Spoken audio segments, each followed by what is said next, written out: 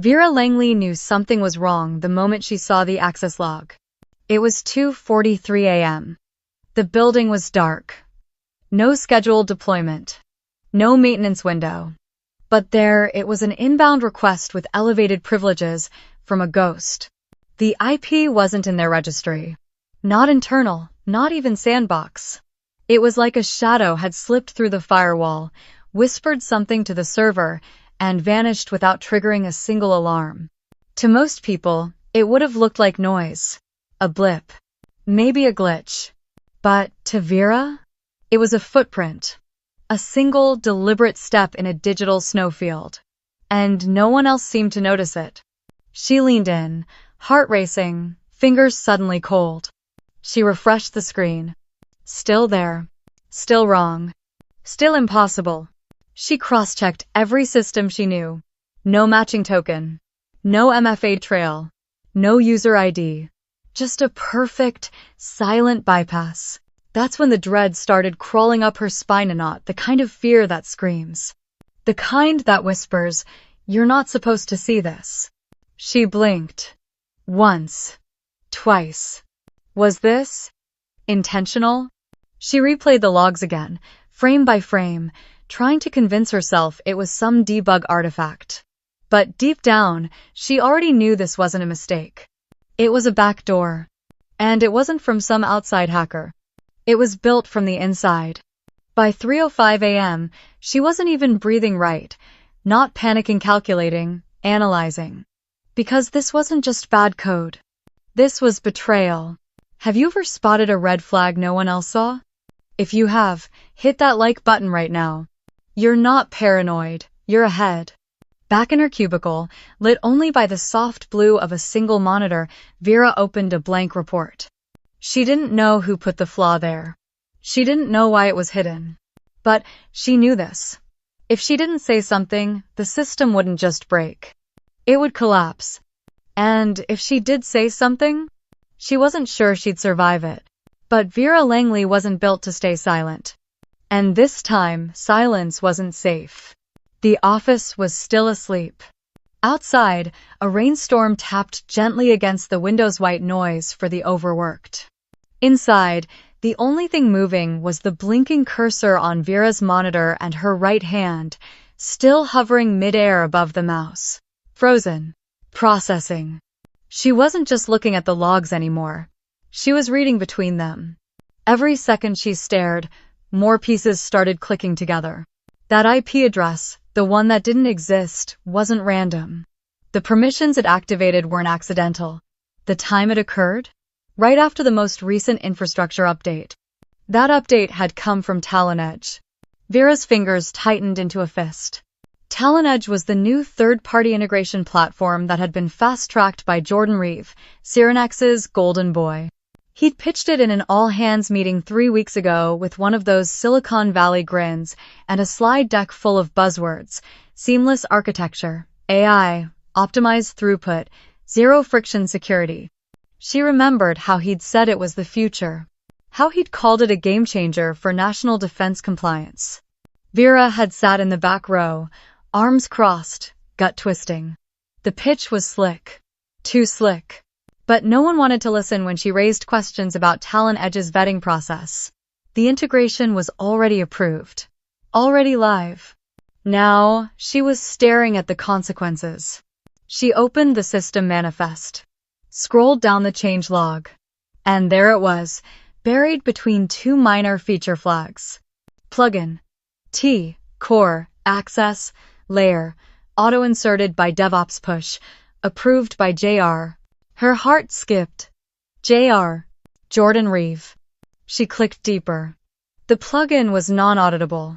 It had been tagged as temporary in the comments, just a placeholder. A test. The kind of thing that was supposed to be removed before production. But it wasn't. And now, someone or something had used it. Vera swallowed, hard. The floor beneath her chair suddenly felt uneven, like the foundation had shifted without warning. This wasn't a misconfiguration. This was a deliberate design flaw.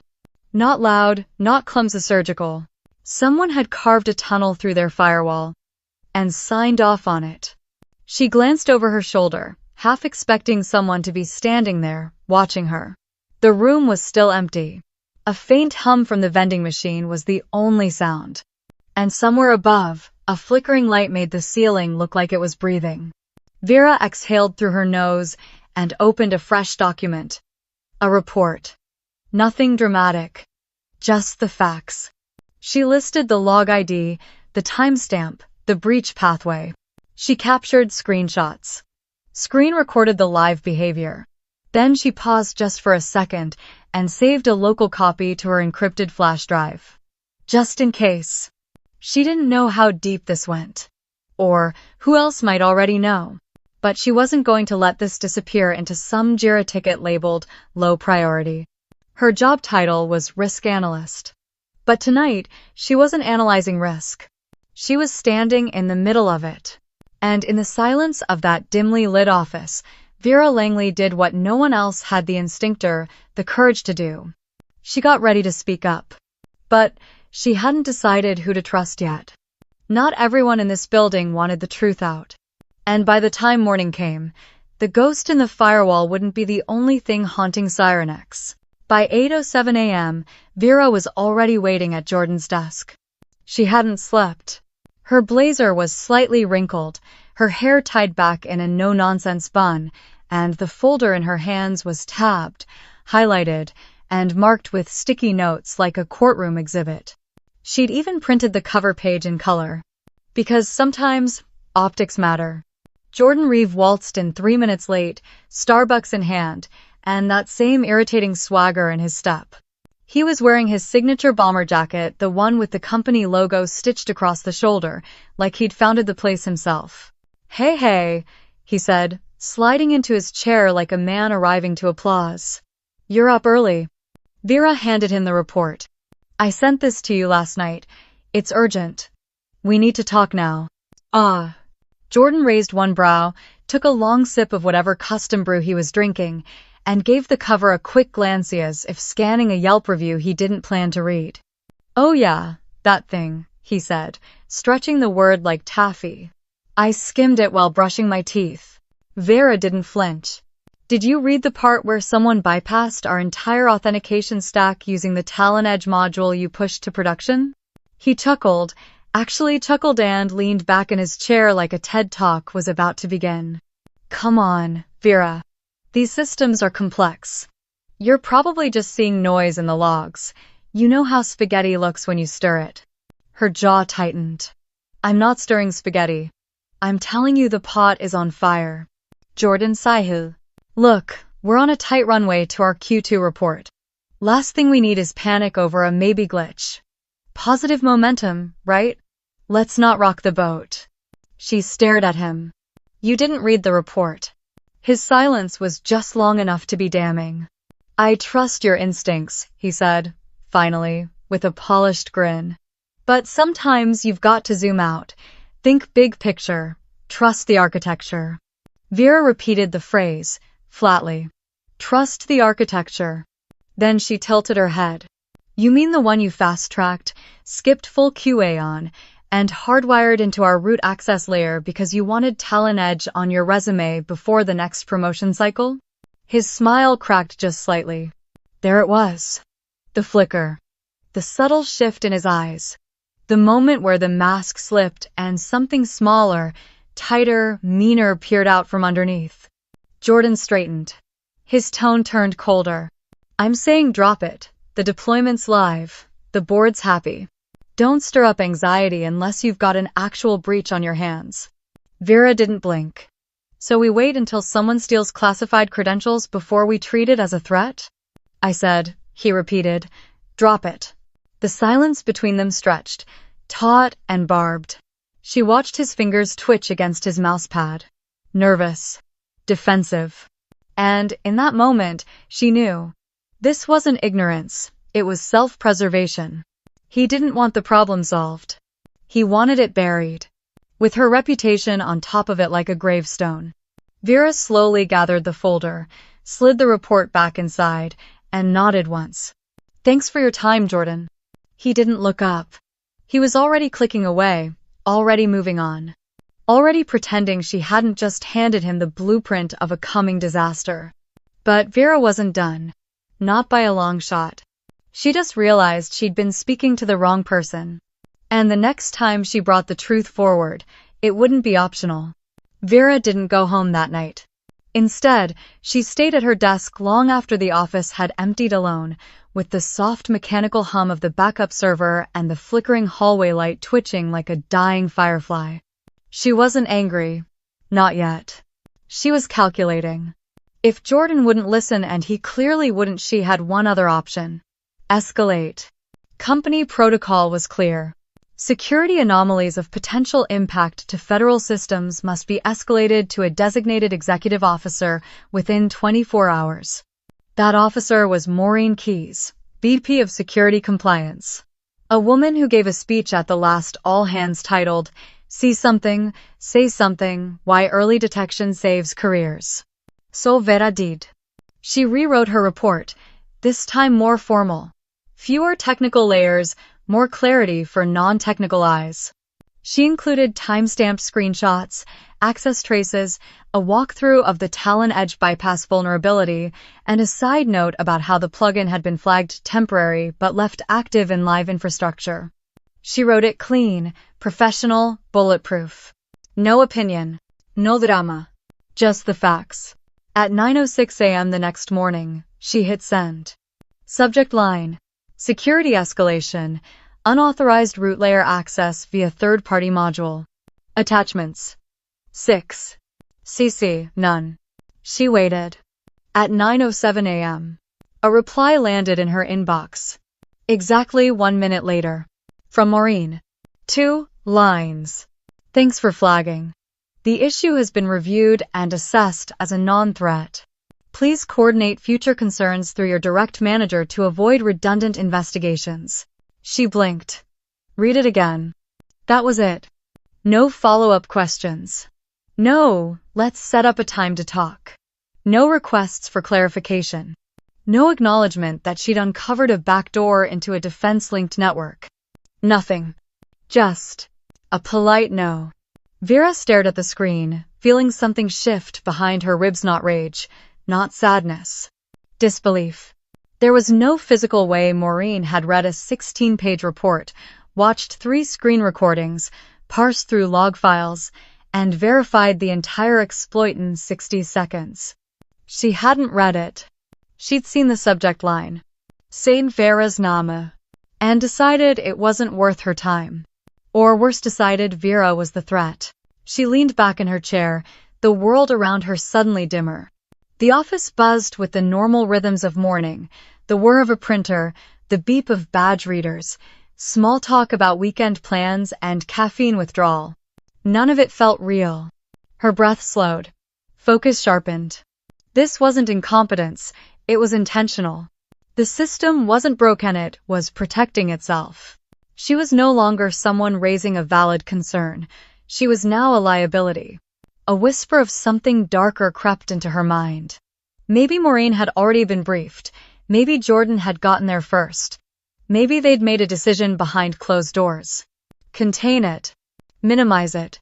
Erase it. She didn't pace. Didn't panic. She just stared at the timestamp 9:07 a.m. and let the cold clarity settle in. The door to transparency was shut. But Vera had kept copies. And if they were going to pretend this never happened, she would make sure the truth had somewhere else to go. This wasn't over. It hadn't even started. The meeting invite came in at 10:01 a.m. Subject. 5:10. Participants. Jordan Reeve, Maureen Keyes. Location. Conference Room 2C. No agenda. No explanation. Just a quiet knife wrapped in calendar formatting. Vera stared at it for 3 full seconds, then closed her laptop. She already knew. This wasn't about syncing. It wasn't even about security anymore. It was about her. She arrived 10 minutes early. Not because she was eager, but because if they were going to throw her under the bus, she wanted to be standing straight when it hit her. Conference Room 2C was a beige, windowless box with fluorescent lights and one fake fern that had long since surrendered its color. The table was wiped clean, too clean, like no one wanted to leave fingerprints on what was about to happen. Jordan was already there, pretending to be relaxed, sipping an energy drink like it was just another brainstorming session. Maureen walked in 2 minutes later, tablet in hand, smile brittle as glass.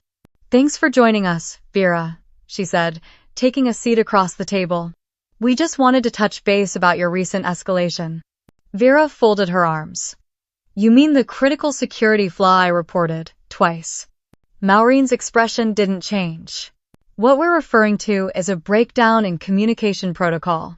When team members bypass the management chain to escalate concerns, especially unverified, once it creates unnecessary disruption." Unverified. Vera almost laughed. "I gave you logs, video evidence, technical breakdowns." Jordan cut in with that same polished tone he always used when things got uncomfortable. "Let's not get adversarial, Vera. Nobody's questioning your technical skills. You've got great instincts. But sometimes your delivery makes it harder for leadership to engage constructively." There it was. Not, "You were wrong." Not, "We've reviewed the data." Just, "You made us uncomfortable." Maureen nodded, confirming what Vera already knew. "We're issuing a formal note on your employee file for bypassing communication protocol. This is a verbal warning, but it will be documented. We hope this is a learning moment." Vera's mouth felt dry, but her voice came out clear. "You're punishing me for trying to prevent a breach." Maureen blinked. "We're addressing the manner in which your concerns were raised, not the content." Jordan added with a forced smile. "It's about team cohesion, Vera, trust." Her fingers curled under the table. That was the word again. Trust. Trust the architecture. Trust the chain of command. Trust the very people who were now actively silencing her. But Vera had moved past trust. What rose in her now wasn't rage. It was colder than that. Sharper. It was resolve. She didn't argue, didn't beg. She simply sat back, looked each of them in the eye, and memorized the exact expressions they wore, tight, smug, so sure this would be the end of it. Then, just before standing, her gaze drifted toward the black dome of the security camera tucked in the corner of the ceiling. She didn't say a word about it, just held its eye for half a second. Let it record the truth. Then she stood, nodded once, and walked out. She'd just been warned. But they just made a bigger mistake. They assumed the story stopped here. Vera knew better. This wasn't the end. This was documentation. The email came at 7:58 a.m. Subject: HR check. In, urgent. No context. No apology. Just a 10:15 meeting invite, stamped with the kind of cold efficiency usually reserved for termination notices and calendar deaths. Vera didn't need to guess. She'd seen this play before on other people. Colleagues who asked too many questions. Women who raised the wrong flag, in the wrong room, at the wrong time. She stared at the screen for 10 full seconds. Then she closed her laptop, stood up, and smoothed out the front of her blazer. She didn't feel fear. Not anymore. That part had been burned off. Conference room 1D was on the ground floor, tucked between the legal team's corner and a supply closet that always smelled like bleach and surrender. Waiting inside. Marlene from HR, lipsticked and over, rehearsed, and Giordano in his Friday casual jeans, the kind he wore when he wanted to look approachable. The moment Vera stepped in, she could feel the weight in the air. This wasn't a conversation. This was a performance. "Thanks for coming in," Marlene said, gesturing toward the chair across from them. "We just wanted to have a quick conversation about your position with Cyrenex." Vera sat. Jordan didn't say a word. Just leaned back, arms folded, like a man watching a rerun of a show he'd already ruined. Marlene continued, her voice syrupy with corporate empathy. "After reviewing your recent behavior and the disruption caused by your communications, we've made the difficult decision to end your employment, effective immediately." Just like that. No mention of the breach. No reference to her report. No acknowledgement of the months she'd spent defending the very systems they now wanted to pretend were bulletproof. Vera blinked once. You're firing me, she said quietly, for trying to protect our infrastructure. End of. Marlene gave her a look usually reserved for children asking about monsters under the bed. We're ending your role due to the manner in which you expressed your concerns, not the content itself. This isn't about your technical work, it's about cultural alignment. Jordan finally spoke, voice as smooth as a cover letter. It's about trust, Vera. We need people who support the team. Support the team. Not protect the system. Not tell the truth. Just go along. She wanted to scream, to stand on the table and read every log file aloud until the building caught fire from shame. But she didn't. Instead, she simply stared at the table, letting the weight of it all pass through her like static. Her heartbeat felt like it had moved to her jaw. They weren't just discarding her. They were rewriting her. She wasn't the one who found the flaw anymore. She was the flaw. Have you ever been punished for doing the right thing? Drop a comment if silence ever cost you more than the mistake would have. We've prepared a severance agreement, Marlene added, sliding a folder across the table. Standard NDA. Compensation outlined on page 2. Vera didn't touch it. She stood. Walked out. Her escort tone of the security guards with tired eyes and coffee breathled her silently to her desk. Her things fit in a single cardboard box, a half-used notebook, her company mug, 3 stress balls, and a keyboard wrist rest no one else had ever touched. No goodbyes. No looks. Only silence. And when she stepped into the morning light, clutching that box like a coffin, she didn't feel defeated. She felt erased. But even that wouldn't last forever. Vera didn't go home right away. She sat in her car for nearly an hour still in the company parking lot, still holding that cardboard box full of everything she wasn't allowed to keep. The mug, the stress ball, the silence. Outside, the sun was too bright for the kind of day she just had. It felt like the world was gaslighting her, pretending nothing had happened while she quietly unraveled behind the windshield. Eventually, she drove. Not with purpose. Not toward anything. She just moved. That afternoon blurred like fog on glass. She ended up at a liquor store off Highway 14.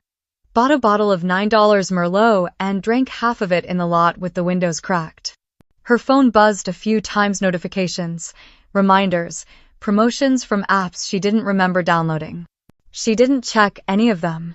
Later, back in her apartment, still in the same clothes, Vera collapsed onto the couch. Her laptop lay open on the coffee table, surrounded by sticky notes and a cat that seemed deeply unimpressed by her emotional collapse. The tabs were already multiplying. Job boards. Resume templates. LinkedIn profiles. 1,000 variations of strategic, collaborative, fast-paced. She hated all of it. At some point, maybe 2 a.m., maybe later, she found herself typing a post. Sometimes doing the right thing doesn't get you promoted. It gets you erased. But that doesn't mean you were wrong. She stared at it for a long time. Then she deleted it. Too bitter. Too desperate. Too close to begging for someone to validate what she already knew was true. She wasn't a whistleblower. She was just unemployed. By morning, she'd applied to 17 jobs she didn't want. A blockchain startup with a toxic Glassdoor rating. A consulting firm that paid in stock options and free LaCroix. A healthcare software company with no healthcare. Click. Submit. Repeat.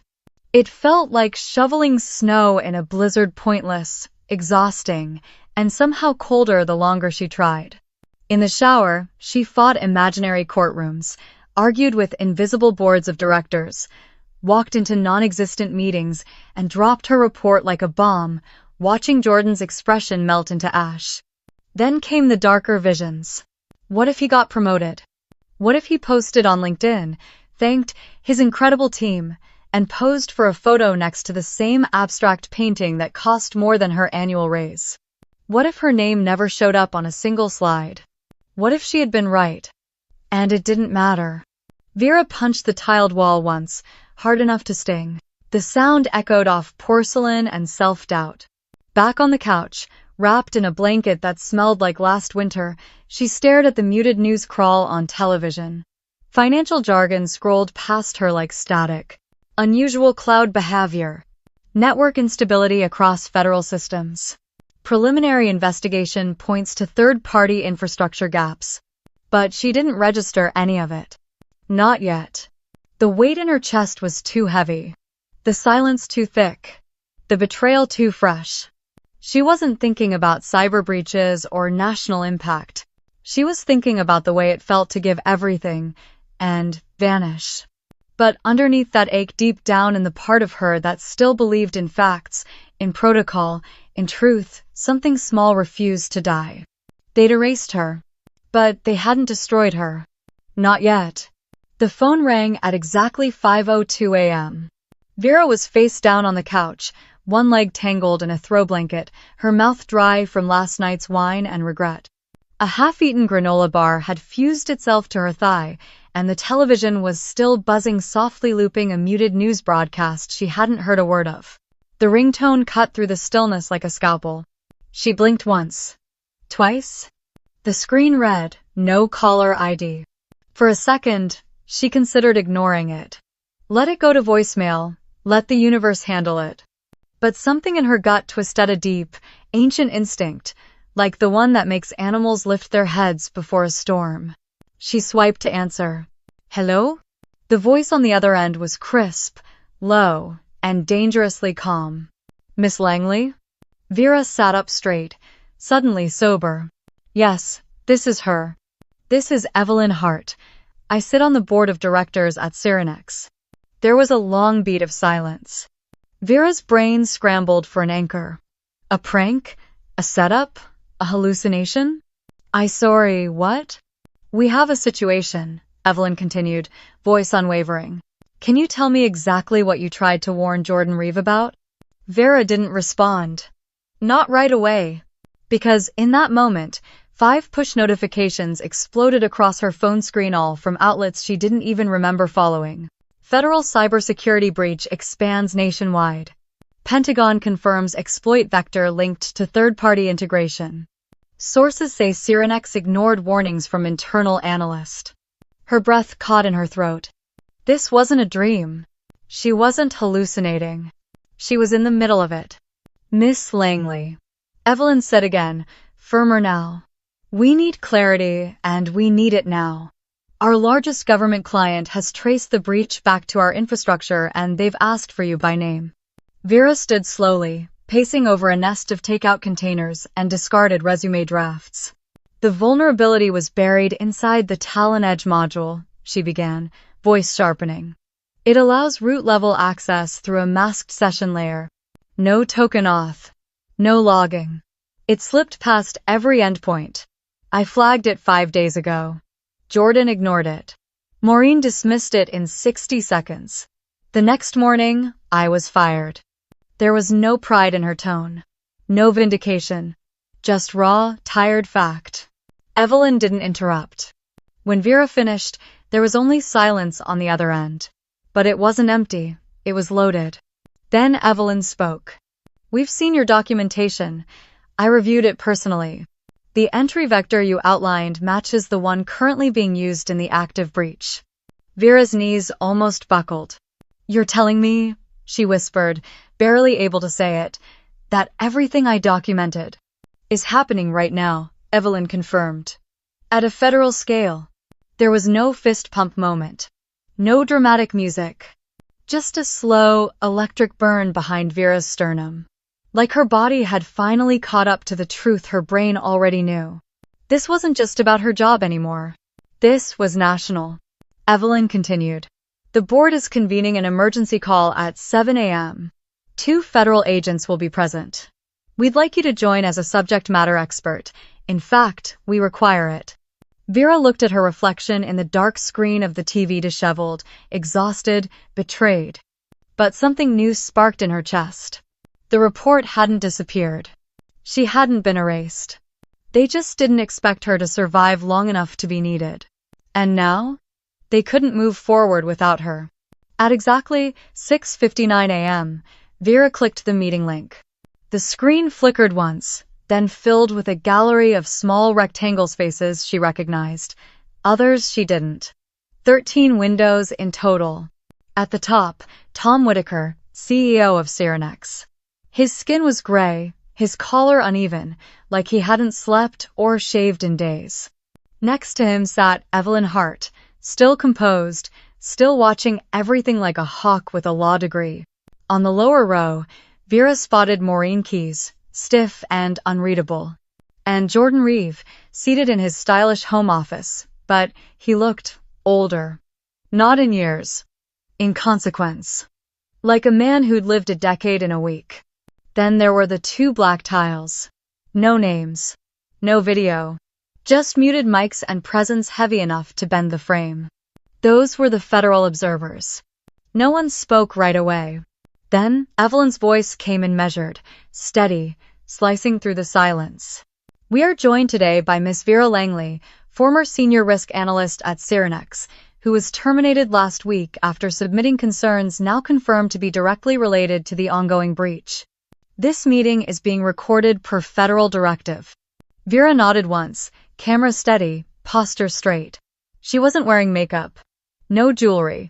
Just a clean button-down and eyes that had seen too much to blink. One of the black tiles unmuted. A man's voice. Low, deliberate. Miss Langley, please walk us through the exact nature of the vulnerability you documented. No introductions. No pleasantries. Just business. Vera inhaled. Then she began. She shared her screen and pulled up the same slides she'd sent 5 days earlier, the ones no one had opened. She walked them through the bypass path, the invisible handshake talon edge performed inside the masked layer, the way it skipped token authentication and slipped into root like a ghost. She showed the logs. The screen recordings. The code snippet flagged, temporary move later. She didn't dramatize. She didn't editorialize. She just laid it all down, fact by fact, like evidence on a courtroom table. When she finished, the screen was silent. Not out of confusion. Out of understanding. Then the same voice returned. Thank you. That matches our breach signature exactly.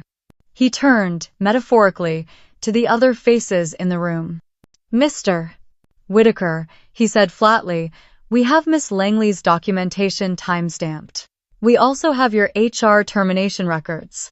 Before we continue, can you explain why the only person who understood this vulnerability was removed from her position 4 days before the breach?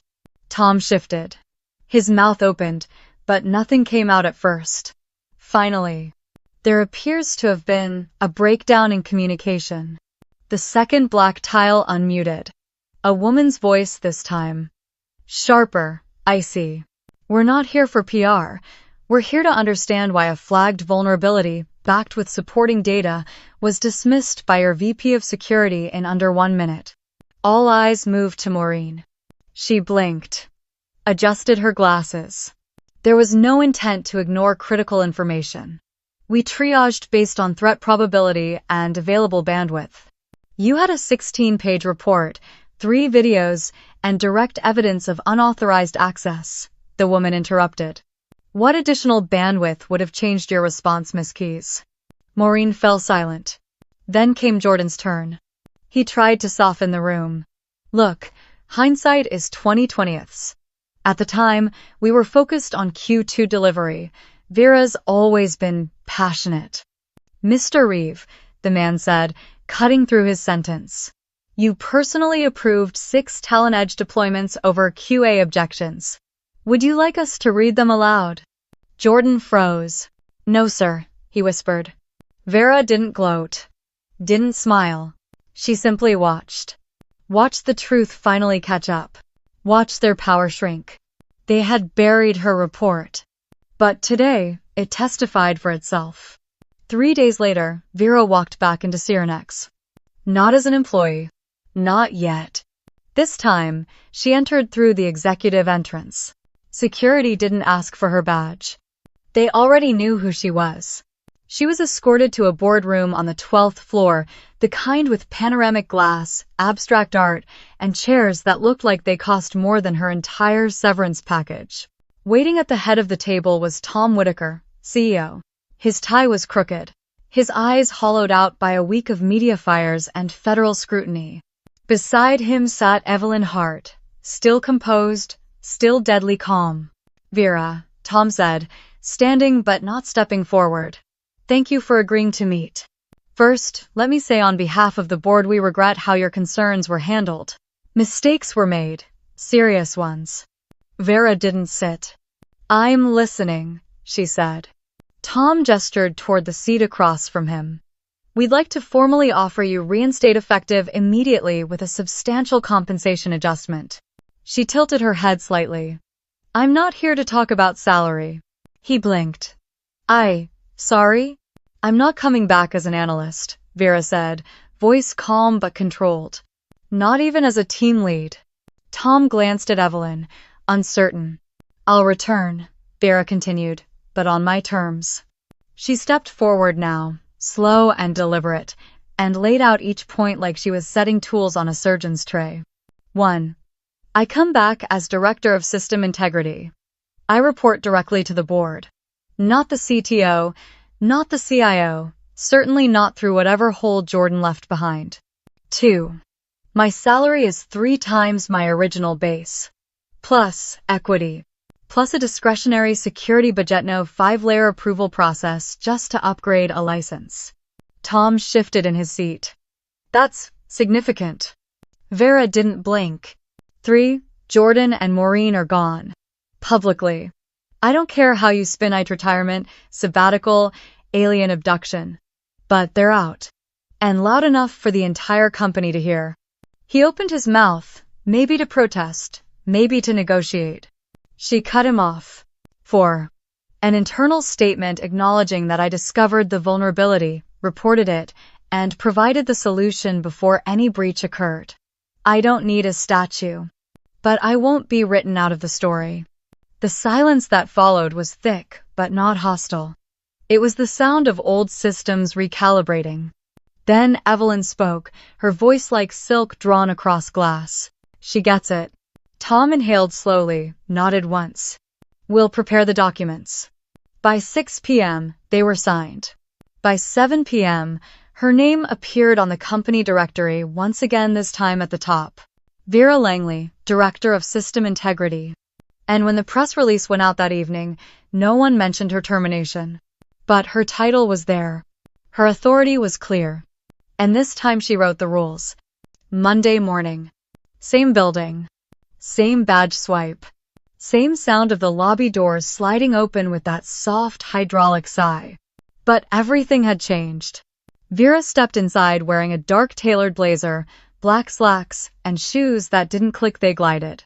Her ID hung from a matte steel lanyard, not the cheap nylon one she used to wear. This time, no one looked through her. The receptionist stood up. "Good morning, Director Langley." Vera nodded. "Good morning." She didn't slow. Didn't need directions. She knew exactly where she was going. But not to her old cubicle. Not to the second-floor sardine can, where chairs squeaked and fluorescents buzzed like dying bees. She took the elevator all the way to the top. Floor 12. The executive wing. The doors opened with a soft chime, revealing hallways lined with frosted glass and sound-dampened carpet. Her office was on the corner south-facing windows, a standing desk, and a nameplate laser-cut in brushed silver. Vera Langley, Director of System Integrity. She paused just outside the door for half a second. Not to savor it. To acknowledge the gravity of it. 9 years of service. 1 week of erasure. One decision that shifted it all back, but on her terms. When she stepped inside, the air was different. Cooler, quieter, and not just from the better ventilation. It was respect. Finally, respect. She placed her bag down, opened her laptop, and brought up the dashboard. A line of green system status indicators blinked steadily across the top. She recognized every one of them because she'd rewritten the base layer herself over the weekend. Outside her window, The city buzzed like nothing had happened. But inside this office, everything had. Across the hall, someone walked by, froze mid-step when they saw her, then gave a tight smile and kept moving. That was Marlene from HR. Her posture had changed, no longer rehearsed, no longer confident. Vera didn't wave, didn't smirk. But just before Marlene disappeared around the corner, Vera called out gently, "Make sure you save that severance template." Marlene turned, startled. "You might need it soon." Then Vera closed the office door behind her softly, but with finality. Later that day, a company-wide announcement hit every inbox. "We are pleased to welcome Vera Langley back to Cyrenex as Director of System Integrity. Her leadership will be instrumental as we move forward in restoring trust and securing our future." Jordan's profile vanished from the company Slack. Maureen's email bounced. No public explanation. Just gone. Vera took a long sip from her new mug-black ceramic, custom-ordered. Across the front, in bold white letters, "I warned you." She didn't smile. Vindication didn't feel loud. It felt like a quiet room after a fire had burned itself out. She turned back to the screen. New threats would come. New flaws would emerge. But this time, they'd be handled by someone who didn't flinch.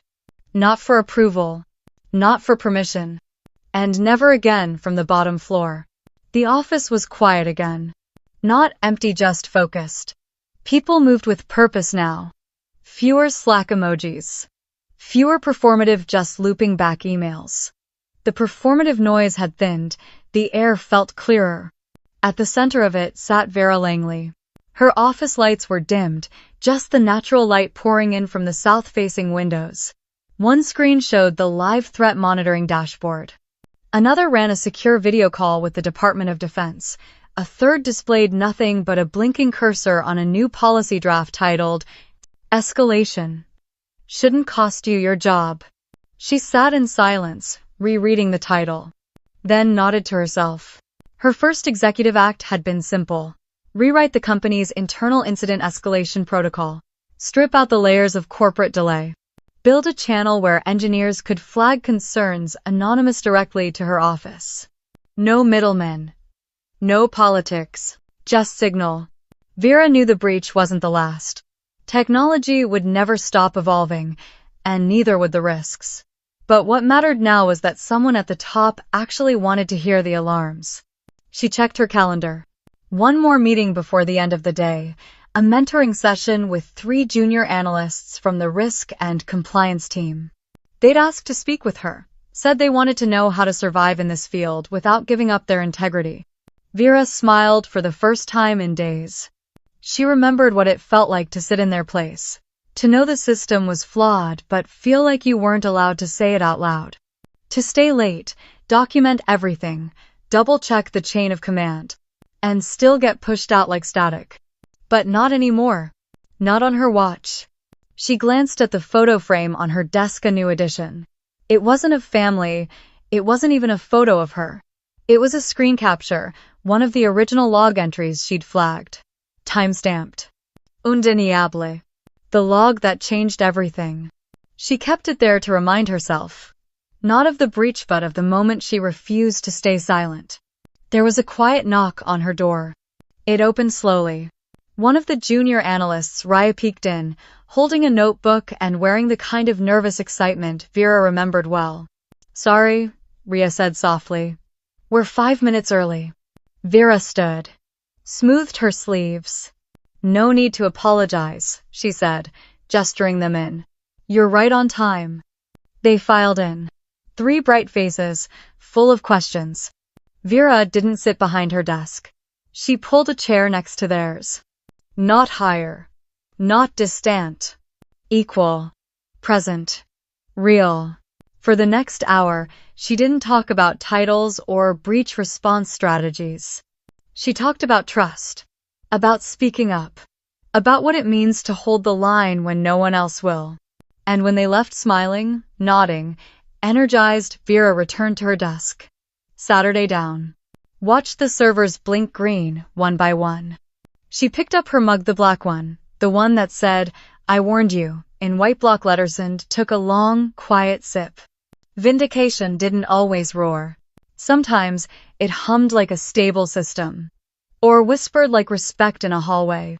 And when the world tried to erase her, she didn't just rebuild. She built higher.